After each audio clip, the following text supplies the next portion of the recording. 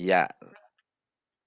Oke, silahkan, di sesi saya sudah 1,5 jam, mudah-mudahan biar nggak saya terus yang ngomong gitu, nanti kalau tidak ada yang bertanya, nanti gantian saya akan, tanya satu-satu gitu ya untuk, membuktikannya. Silahkan saya berikan kesempatan kepada teman-teman untuk yang, bertanya, berdiskusi, menyangga, mengkritisi dan sebagainya, karena saya harapkan kelas ini bukan hanya mendengarkan, tetapi juga kita ada dialog, kemudian juga bahkan kalau perlu ada, mungkin semacam, diskusi lebih mendalam atau nanti saya akan kasih, kalau saya mau meneliti ini kira-kira apa nih, metodenya, boleh juga. Oke, saya silahkan, ada yang mau bertanya? Ada yang mau bertanya nggak nih? Kalau nggak ada yang bertanya, nanti saya yang nanya gantian. Suara saya masih terdengar? Masih ya? Dengar, Pak. Ya, mudah-mudahan nggak ngantuk nih Muhammad Akmal. Terima kasih. Ada 43 yang dari sekitar 2 berarti, 40-an mahasiswa. Oke, silahkan ada yang mau bertanya, Ansor Umar mau bertanya silahkan tentang metode penelitian ini? Ada, Pak. Iya, ada, Pak. Ada yang mau saya tanyakan, Pak. Ya, Sebentar, Pak. Saya silahkan. buka dulu. Ini ada tadi. Ya, Pak. Saya mau bertanya, Pak Dokter, mengenai eh, penelitian itu tentang pengaruh gen dalam keluarga terhadap prestasi mahasiswa itu cocoknya itu kita pakai metode apa itu? Atau memang dua-dua kita pakai, Pak? Oke, Metode terima kualitatif kasih. atau... Ya, terima kasih untuk ini, untuk, Pak Ansar Umar ya. Jadi, kalau kita mau meneliti tentang, pengaruh gen terhadap, kecerdasan siswa atau mahasiswa. Nah, ini sebenarnya pertama, bahwa ini tidak terkait dengan, ilmu ekonomi syariah ya, tidak dia bukan ranahnya ilmu ekonomi syariah ya, tapi sebagai contoh nggak apa-apa nanti saya akan jelaskan, itu yang pertama. Jadi, karena, riset dia itu, dia fokus kepada oke, nanti Ahmad Muzaki boleh langsung aja lah ya, atau mungkin kalau tulisan juga boleh, oke, nanti saya akan jawab. Jadi, kalau kita meneliti tentang pengaruh gen terhadap kecerdasan, nanti sebenarnya lebih spesifiknya itu adalah, terhadap prestasi ya, siswa atau mahasiswa, mahasiswa aja lah biar enak. Jadi, penelitian, pengaruh gen ya, orang tua tentu saja ya, pengaruh gen terhadap, prestasi, mahasiswa. Nah, tadi saya sebutkan pertama ini bukan ranahnya ilmu ekonomi syariah gitu ya. Nah, tapi kalau ingin kita meneliti berarti pertama sekali harus paham teori-teori tentang gen ya, teori-teori tentang mungkin bisa masuk ke DNA juga, nanti bisa masuk juga mungkin perspektifnya golongan darah. Yang paling gampang biasanya golongan darah, ya, di Jepang itu banyak riset tentang golongan darah, O, ya ada sebagai semua golongan darah lah, AB gitu ya. Nah, kemudian, berarti pertama itu harus kuasai dulu teori-teori tentang, gen, teori-teori tentang DNA, ya, termasuk juga teori-teori tentang, penurunan kecerdasan. Artinya, riset atau jurnal terkait dengan itu ya, apa nih, hasil dari penelitian mereka termasuk, metode yang, mereka gunakan, oke. Nah kemudian, sudah tahu ya tadi teori-teori yang kedua adalah, oke kita mau buat penelitian, oke tinggal kalau membuat penelitian kita akan batasi, ya yang mau kita teliti di lingkungan mana, misalnya di Batam. Wow, Batam semuanya nggak mungkin, terlalu banyak, Jakarta apalagi nggak mungkin, ya kalau mau ya kalau kita ngambil penelitian, Jakarta, berarti kita buat sampling. Sampling-nya apa? Nanti ada batasan-batasan. Saya hanya meneliti, misalnya, apa namanya, mahasiswa di tingkat 1 di kampus negeri di Jakarta. Banyak banget, nggak mungkin. Ya, mungkin udahlah spesifik aja saya mau meneliti, di UPN Veteran Jakarta. Banyak juga, nggak mungkin ya, kayaknya, perlu orang banyak gitu ya. Udahlah, saya mau meneliti tentang mahasiswa di program studi ekonomi syariah UPN Veteran Jakarta. Oke, ada berapa mahasiswanya? Misalnya itu ada 500. 500 nih banyak juga nih kayaknya gitu ya. Ya udahlah ambil 100 orang saja, kita ambil 100 orang dari mahasiswa, ya kemudian, berarti yang kita teliti bukan mahasiswanya saja, mahasiswanya itu nanti hanya kita lihat dari sisi prestasi mereka, ya. Dari prestasi kalau di mahasiswa paling gampang ya IPK gitu ya, IPK-nya. Kemudian nanti kita akan teliti dari orang tua dari 100 mahasiswa itu. Wah, berarti kita harus datangi ya, sebenarnya kalau sekarang bisa pakai Google Form, kita akan buat, kalau kuantitatif, kalau pengaruh biasanya kuantitatif nih ya, kita akan datangi mereka, ya kita kirimkan ke mereka kuesioner, kemudian, tanya kepada mereka gennya mereka itu apa, DNA-nya itu apa. Wih, kalau DNA ini masuknya, kedokteran, kalau darah juga masuknya ke kedokteran juga gitu ya. Golongan darah mereka apa, mungkin tipe DNA-nya itu apa, nanti ditanya satu-satu 100 orang tua itu, bapak ibu, bapak berarti udah ada 200 tuh. Nah dari 200 itu kita akan, clustering, kita akan kumpulkan, oke mungkin tipe DNA-nya orang tua mahasiswa itu ini, yang ayah, yang bapaknya itu ini, kemudian yang ibunya itu ini, ada variasi-variasinya. Nah nanti kemudian kita akan lihat ini, ada nggak nih yang, tipe DNA-nya bapaknya ini, istrinya ini, ibunya ini, anaknya cerdas atau tidak, yang ini lagi ini cerdas atau tidak. Nah dari situ kemudian kita kumpulkan, nanti baru kita mengambil, kesimpulan. Dan tadi kesimpulannya itu adalah memang banyak batasan, misalnya ya itu kan hanya prestasi, prestasi itu kan prestasi itu atau nilai itu tidak juga menentukan, kesuksesan seseorang. Ya bahkan banyak juga nih fakta di lapangan orang yang ranking 1, orang yang cum laude itu justru malah kurang sukses dibanding orang yang di bawahnya cum laude. Bahasa sederhananya itu kalau yang ranking 1 itu kadang susah cari kerja, justru malah kurang sukses, yang sukses itu justru ranking 2, ranking 3. Ya kalau di, ini lagu itu biasanya yang juara 2 itu kadang malah justru yang terkenal dan lain sebagainya. Itu kalau mau buat penelitian pengaruh gen terhadap, prestasi mahasiswa. Jadi, populasinya kita mau pilih dulu mau di mana, ya kalau tenaganya banyak ya seluruh Indonesia gitu ya, bahkan seluruh dunia gitu, tapi kan nggak mungkin. Batam saja juga terlalu berat, Jakarta saja juga terlalu berat, nanti ada samplingnya jadi dibatasi, apalagi dia hanya, skripsi atau tesis, udahlah satu prodi ini cukup. Jadi mahasiswa nanti yang satu kelas pun ini bisa bareng-bareng nih, kita bisa buat penelitian sebenarnya, banyak nggak pengaruh orang tua itu terhadap, mahasiswa, dari pendapatan, pendidikan keluarga, kemudian juga mungkin tadi gennya, atau mungkin, darah saja di sini bisa juga dari golongan darah nih, untuk melihat bener nggak sih umpamanya golongan darah O itu lebih pinter, oh enggak juga sih katanya, atau mungkin banyak ngomong, sosialita gitu sebagainya, ya kita lihat mungkin sampelnya di sini. Nah kebenarannya berarti sampelnya itu ya di sini saja, di tempat lain itu, belum tentu. Oke terima kasih, kita lanjut dulu, nanti kalau belum jawab boleh tanya lagi. Kita lanjut ke pertanyaan dari Ahmad Muzaki Mukmin ya. Oke pertanyaannya, kalau fenomena COVID-19 meningkat dan PPKM terjadi dilakukan saat mendekati bulan puasa, gimana, Pak? Ini pertanyaan, akademik atau pertanyaan sosial ya? Nanti ada, social question, ya ada social research, ada social problem, ada academic problem, ya. Jadi, kalau social problem itu masalah sosial gitu ya. Jadi, ya nggak perlu kita buat penelitian, udah tahu jawabannya gitu ya. Kalau academic problem itu masalah akademik yang kalau kita ingin tahu harus dibuat riset. Nah, pertanyaan kita lihat, kalau jika fenomena COVID-19, fenomena, COVID-nya itu adalah fenomena, kata fenomena saya hilangkan. Jika COVID-19 ini meningkat, ya, dan PPKM itu terjadi dilakukan, ya, terjadi itu dilakukan juga gitu ya. Artinya PPKM itu kita sebut saja diperpanjang gitu ya, saat mendekati bulan puasa. Ini bagaimana, Pak? Berarti ini, kalau saya nyebutnya itu ini pertanyaan sosial. Ya, pertanyaan sosial yang karena dia sifatnya itu prediksi.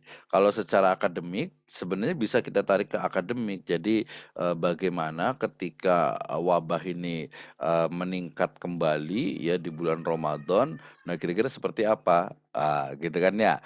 Nah, jawabannya ya seperti apa? Kalau, pertama saya jawabnya dengan perspektif akidah Islam, ya.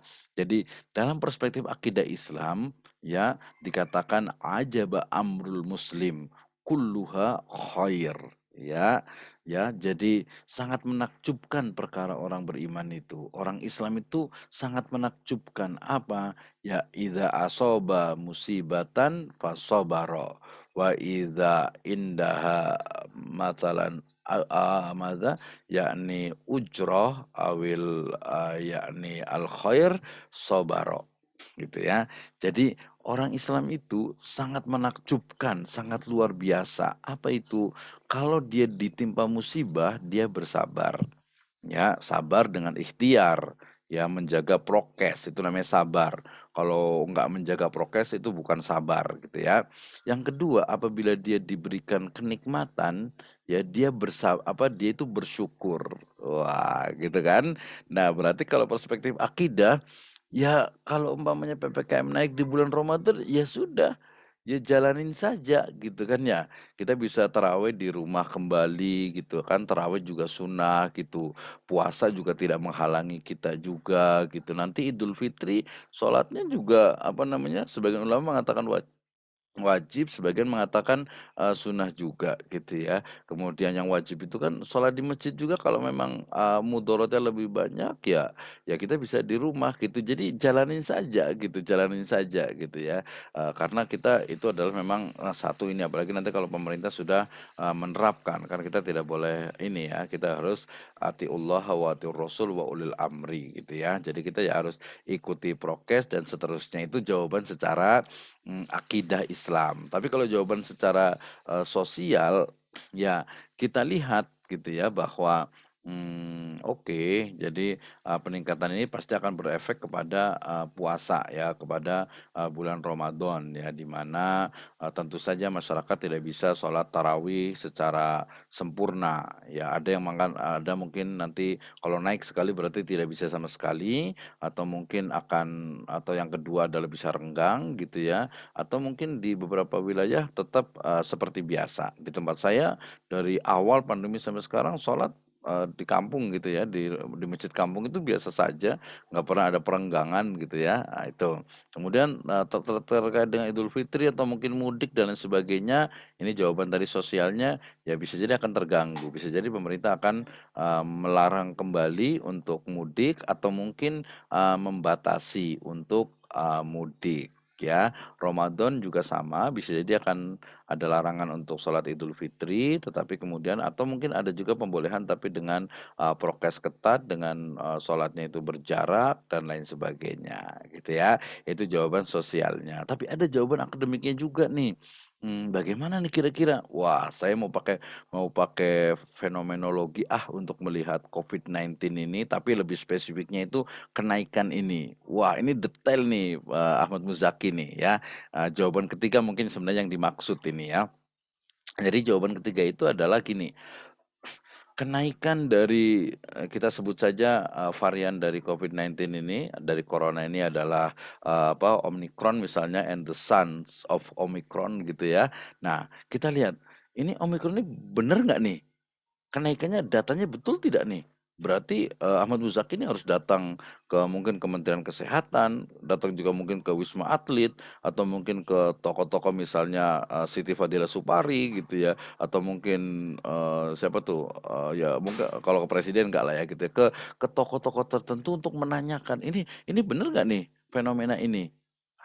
Gitu ya, satu sisi. Nanti mungkin dari lembaga resminya pemerintah. Ya, kenapa nih, peningkatannya nih, bener nggak terjadi nih? Ini nanti akan, terjadi efek ini nih. Jadi dari mulai yang pro, kemudian yang kontra, kemudian yang netral, pemerintah resmi, kemudian juga oposisi, kemudian juga tokoh agama, tokoh kesehatan, semua digabungkan, baru kita menemukan, oh ternyata ini yang menurut peneliti itu paling benar gitu ya. Nah, misalnya nih ya, misalnya kita menyebutkan bahwa, ternyata betul bahwa serangan omikron ini terjadi, di bulan ini gitu ya, dan kebetulan memang, menjelang bulan, Ramadan dan juga Idul Fitri ya, sehingga masyarakat perlu lebih, berhati-hati lagi. Ya, nanti ada juga nih keputusan, yang mungkin dia terlalu ideologis sehingga mengatakan oh banyak yang beredar itu ya, "Ini kok apa namanya, Covid mau Ramadan aja," gitu ya, hari raya lain aman gitu ya, Ramadan sama Idul Fitri Omikron datang, "Ini virus atau iblis?" katanya. Itu di iklan saya lihat video gitu ya. Tapi itu, kalau menurut saya juga kurang ilmiah juga, jadi perlu adanya riset. Jadi Ahmad Muzaki kita tantang nih, bisa nggak nih? Ya kalau S1 sih masih agak berat ya, kalau kelompok mungkin masih oke gitu.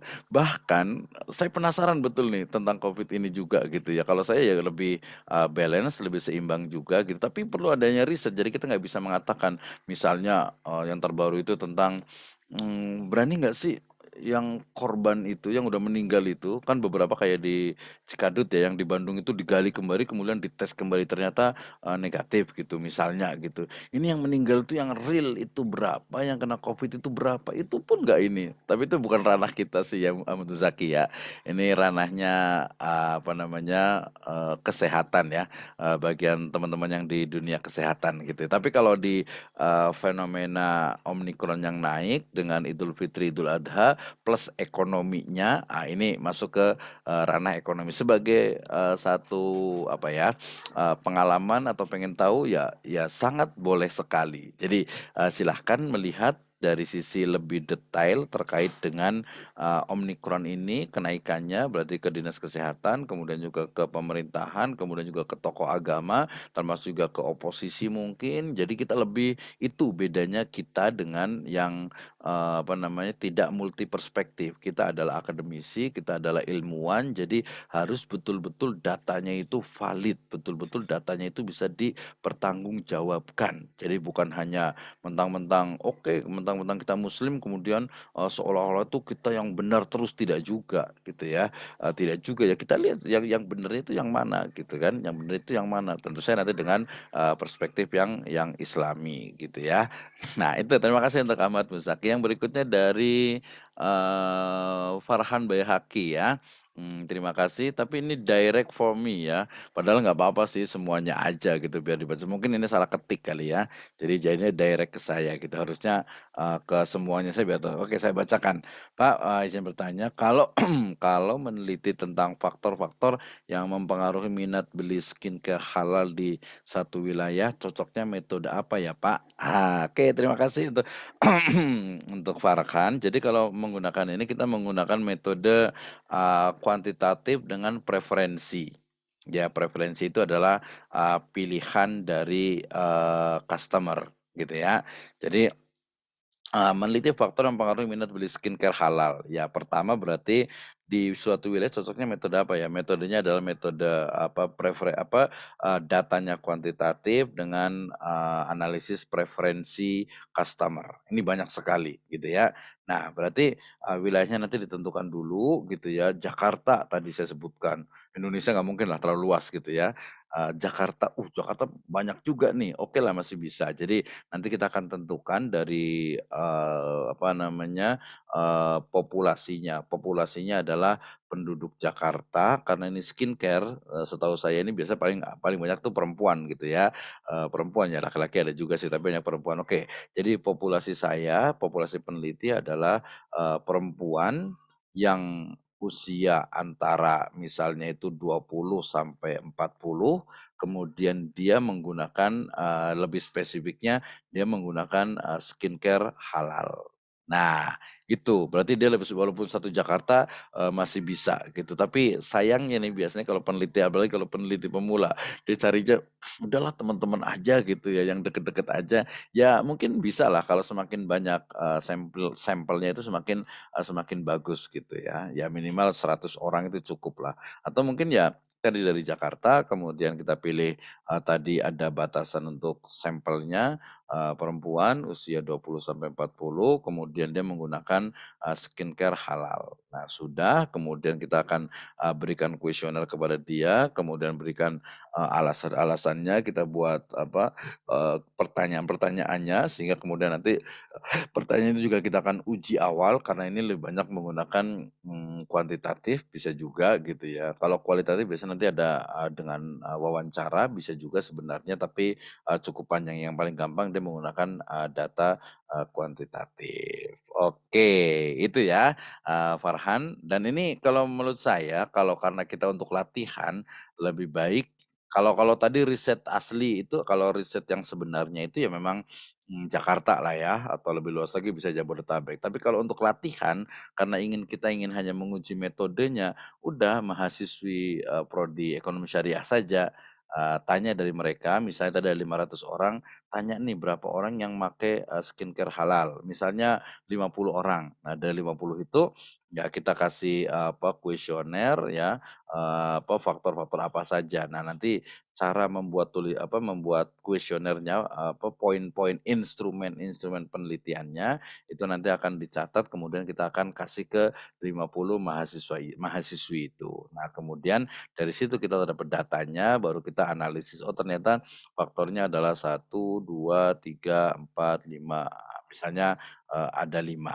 Nah, itu bisa ya. Jadi, kepada, tool-nya adalah preferensi atau teori pilihan dari, mahasiswa itu. Misalnya, oh yang mempengaruhi pertama itu adalah halalnya, wah ini biasa kayaknya di hipotesanya itu nomor satu. Yang kedua, mungkin, produsennya, ya bisa juga produsen A misalnya.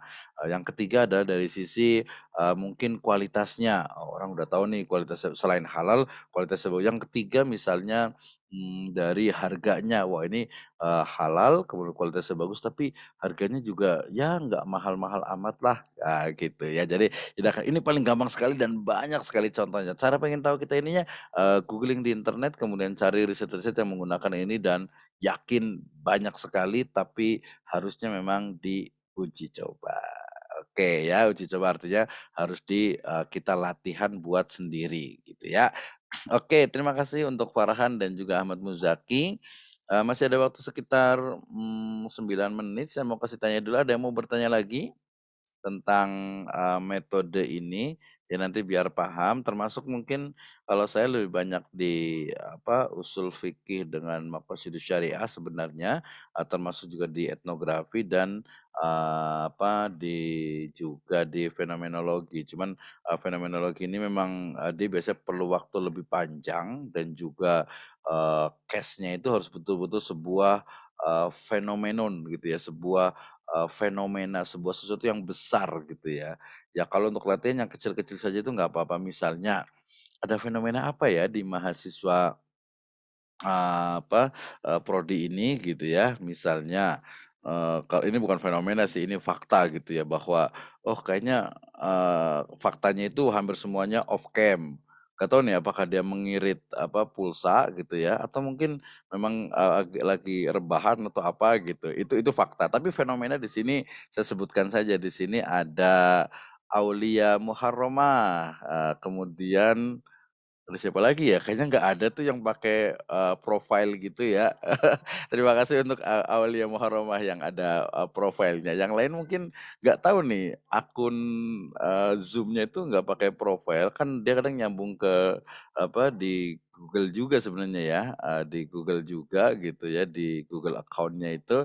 Tapi ternyata di sini, mayoritas itu tidak menggunakan, profile. Wah, ini nggak tahu nih yang salah apa gitu ya, kalau saya tes saya matikan, ini saya pakai profil juga nih walaupun ini profilnya, PPSI Nice gitu tapi saya sendiri ini ya, ini juga akun Zoom saya pribadi bukan golongan ya. Nah itu saya pakai profil tuh ya, saya pakai profil, Aulia pakai profil, yang lain, nggak tahu nih fenomenanya apa nih kayak mungkin karena, terlalu ganteng, terlalu cantik gitu ya, enggak lah ya. Nggak, mungkin ini kita perlu riset gitu ya. Oke, terima kasih. Terakhir pertanyaan dari, ini, suka suka kepotong tulisannya ininya ya, Muhammad Akmal R. Terima kasih Muhammad Akmal pertanyaannya. Pak, saya ingin nanya, jika mau meneliti pengaruh pandemi terhadap kemampuan membayar kewajiban zakat di suatu masjid bisa apa tidak ya, Pak? Dan metode apa? Nah, gampang sekali, saya jawab yang terakhir ya. Metodenya itu adalah metode menggunakan data kuantitatif, kemudian menggunakan, namanya itu statistik korelasi, hubungan, pengaruh, hubungannya adalah, pengaruh. Jadi pengaruh, pandemi terhadap kemampuan membayar, zakat di suatu masjid. Nah, jadi pertama dulu tadi saya ulang lagi, metodenya adalah data kuantitatif dengan, regresi linear, berganda. Ya, jadi, statistik pengaruh, statistik korelasi hubungan yang sifatnya adalah pengaruh, itu yang pertama. Yang kedua, sebenarnya pertanyaan pertama itu adalah, kita lihat dulu nih pengaruh pandemi, betul itu apa, variabelnya sudah betul. Jadi, pandemi ini selama lebih kurang 2 tahun ini, ya betul itu sebagai variabel apa namanya, X-nya gitu ya, kemudian kemampuan membayar zakat, ini yang, variabel, Y-nya gitu ya. Nah, kemampuan membayar kewajiban zakat. Nah ini, sebenarnya kalau zakat itu kan dia kewajiban gitu ya. Nah nanti kalau, ternyata pandemi ini jadi nggak mampu berarti bukan kewajiban lagi. Ini sebenarnya kata-katanya aja yang kurang tepat gitu. Jadi lebih tepatnya adalah, mungkin lebih bagus itu ke yang lebih nggak wajib gitu ya. Jadi, pengaruh pandemi terhadap, misalnya kemampuan berinfak atau berwakaf gitu. Karena kalau zakat itu kan nanti dia, wajib gitu ya, walaupun ya masih bisa lah gitu. Jadi, ketika pandemi ini apakah memang, zakatnya itu bertambah gitu, terutama nanti ini zakat mal ya, zakat mal gitu akan bertambah atau tidak, oke bisa.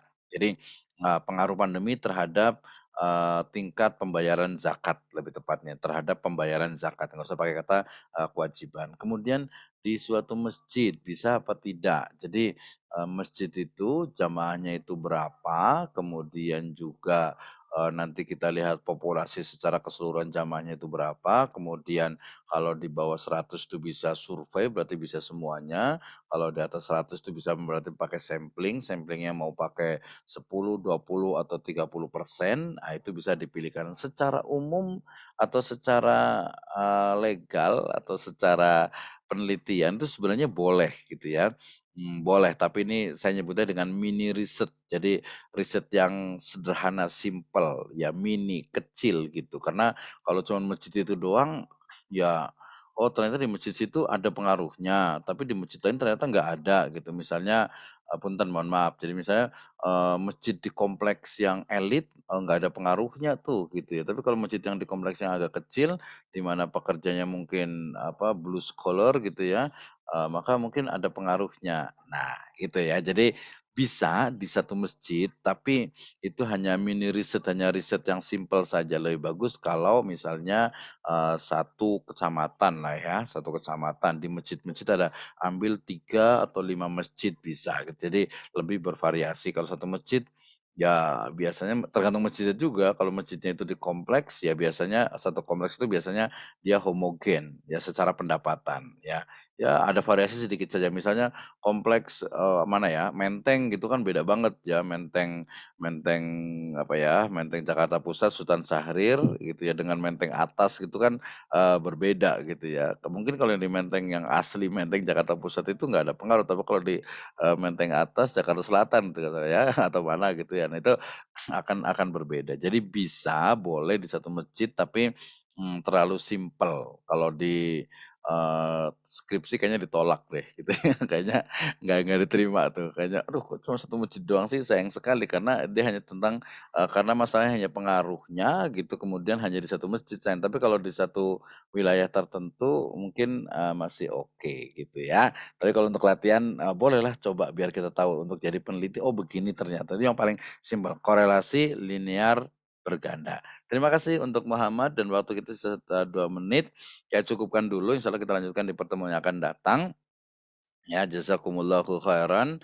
Nanti kalau ada yang bertanya boleh langsung di grup ya atau langsung, PM ke saya, boleh juga personal message ke saya, Japri ya.